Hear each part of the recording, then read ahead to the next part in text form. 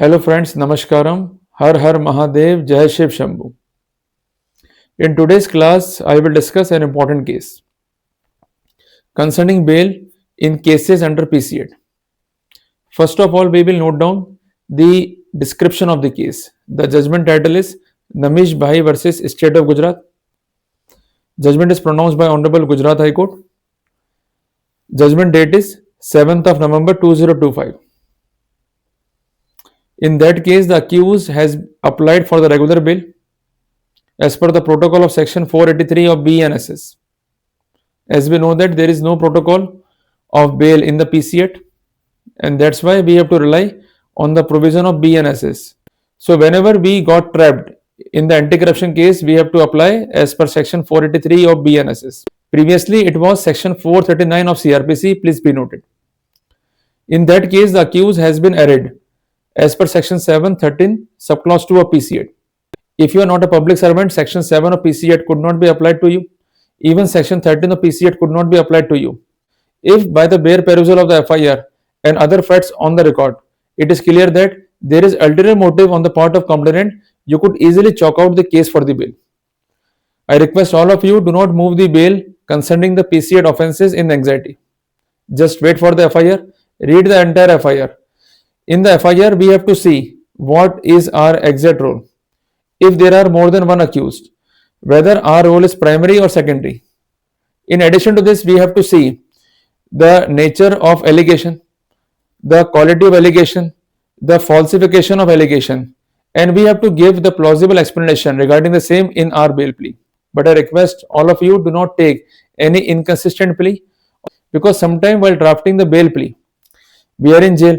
The concerned advocate used to make any statement that is inconsistent, any statement that may inter alia form the basis of conviction, because whenever we make any statement before the court, it is basically a judicial admission and it is governed by section 15 of BSA.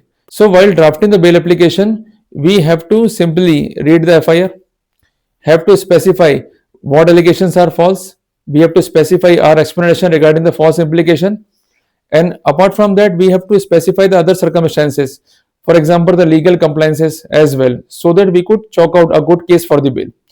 For example, you are inter alia indulged in a PC8 case in which the maximum imprisonment is up to 7 years. We have to specify that the benefit of section 35 subclause 3 of BNSS is to be given, but it is not given deliberately. The arrest should not be done in the mechanical way. But in the present case, the arrest has been done in the mechanical way. Apart from that, we may chalk out the violation of section 35 subclause 1 subclause B of BNSS. In the present case at hand, the accused admitted that he was working on the contractual basis. So basically, he is not a public servant. As I told you earlier, if you are not a public servant, it is a good case for you to seek the bail from the concerned court. He has been charged on ground that he demanded rupees 50 as additional amount to update the Aadhaar card of the complainant. But he submitted that allegations are false. There is no demand and acceptance on his part. Entire proceedings are fabricated because the amount is not demanded, but despite of that, it is shown that it is demanded. So entire proceedings are concocted. So while drafting the bail plea, never admit that you demanded, accepted, or there is any recovery from you. Sometimes there is an admission from you that you had accepted the amount, and apart from that, you try to give certain explanation. I request all of you, if you are going to accept certain fact, the prosecution will be relieved from its duty to prove the same. In that scenario, the burden will be shifted on you to prove the specific facts. If you fail to do so, in that scenario, you could not be succeeded. So avoid such practice. Filing of charge sheet is one of the most important ground to get the bail. Apart from that, he submitted that he is not having any criminal antecedent. And apart from that, he submitted that the accused is in jail since a long time.